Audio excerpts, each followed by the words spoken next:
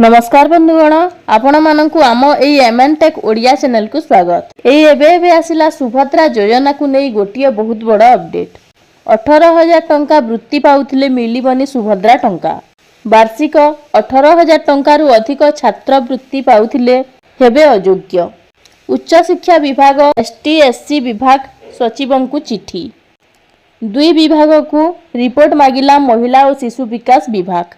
जो माने केंद्र किंबा राज्य सरकारक छात्रवृत्ति योजनार अंतर्भुक्त अछंती बा पाउछंती स्कॉलरशिप पाउछंती सेमानकु सुभद्रा टंका दिया जीव नाही। किंतु वर्तमान विभागर तदंत जेतेबेले चलिला सेतेबेले किछि कथा सामना को आसीछि कि किछि छात्री माने वार्षिक 18,000 टंकारु अधिक छात्रवृत्ति पाइथिले भी सेमाने सुभद्रा हिताधिकारी होइछंती ओ टंका मध्य पाउछंती। सेथिपाई विभाग तत्पर होई उठिछि ओ एई मानकर अनुसंधान करुछि। तांको डाटा मगा जाइछि। एबे 18,000 टंकारु अधिक वृत्ति पाउथिले सुभद्रा हिताधिकारी औ हेई परिबेनी। तांकर सुभद्रा पैसा कटि जिवो।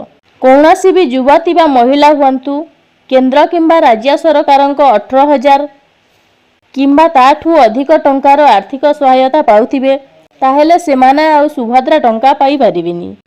एपरिकी सरकारी सहायता पाउथिबे जदि सुभद्रा योजनारू बात पड़ी जिबे। पुणी एही दुई विभागरू रिपोर्ट मागिछि महिला शिशु विकास।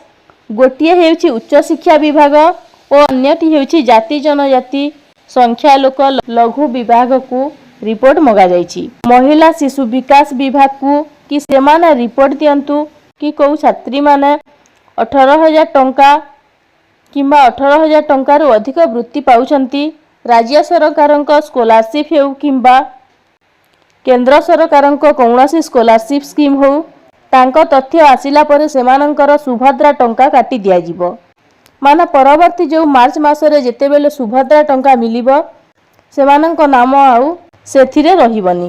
माने सुभद्रा नियमावली अनुसार सुभद्रा योजनार अधीन रे योग्य हेबा पई हिताधिकारीक वर्ष 21 वर्ष बा ताठारु अधिक एवं 60 वर्षरु कम होइथिबा आवश्यक। और राज्य किंबा केंद्र सरकारक कौनसी योजना अधीन रे वार्षिक 18,000 टंका किंबा ताठारु अधिक टंका पाउथिले और मिलिबनी सुभद्रा टंका। तो एटा थिला अपडेट जहाँ मु आपनकु जणै देली। तो एही परी अनेक गुड़िए इनफॉर्मेटिव वीडियो देखिबा पई आम चैनल को सब्सक्राइब करंतु। धन्यवाद।